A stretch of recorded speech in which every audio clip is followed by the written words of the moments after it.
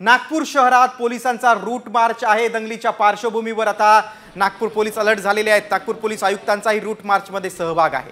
नागपूर पोलिसांचा हा समाजकंटकांना इशारा आहे।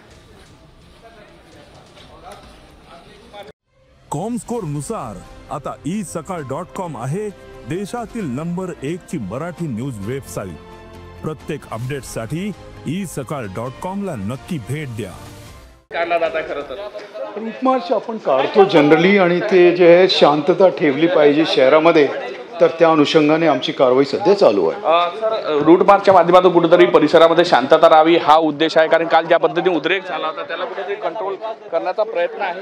ते आहेत, कालपासून कंट्रोलमध्ये आहे सिच्युएशन आणि ते तसेच आपण ठेवणार आहे आणि कुठली परिस्थितीमध्ये कोणी कायदा हातात घेणार नाही हा सुरुवातीपासून आमची भूमिका राहतात पोलिसांची आणि त्या दृष्टिकोनातून आपण हे कारवाई करतोय। अनेक जण जखमी झाले, पोलीस कर्मचारी जखमी झालेले आहेत, तुम्ही स्वतः जखमी झालेला आहात। हां बरोबर आहे, कारण ते स्टोन पेल्टिंग ज्यावेळेस होत होती त्या स्टोन पेल्टिंग असताना आपण काही आपले अधिकारी याच्यात इंजर्ड झाले होते आणि ते इंजुरी जे झालेले सगळ्या तीन आमचे DCP पण इंजर्ड होते, पण सगळ्यात ते ठीक आहे। असे लॉ अँड ऑर्डरची परिस्थिती ज्यावेळेस होतात त्यावेळेस आपलं असं असतं। DCPने खरं तर जीव धोक्यात घालून 100 लोक असताना फक्त एका गाडीच्या जोरात स्वतःच्या कर्मचाऱ्यांना वाचवण्यासाठी ज्या पद्धतीनं एक हे दाखवले, महाराष्ट्र पोलीस पुन्हा एकदा अभिमानाची अगदी बरोबर। आणि महाराष्ट्र पोलीस नेहमी आपले कार्यपद्धतीमध्ये सुधार करतात, ब्रेव्हरीचे एक्झाम्पल जे आहे ते सेट करतात आणि तसेच आमचे जे अधिकारी होते काल सगळ्यांनी चांगली कारवाई केलेली आहे, काम केलेलं आहे। तसेच आपले जे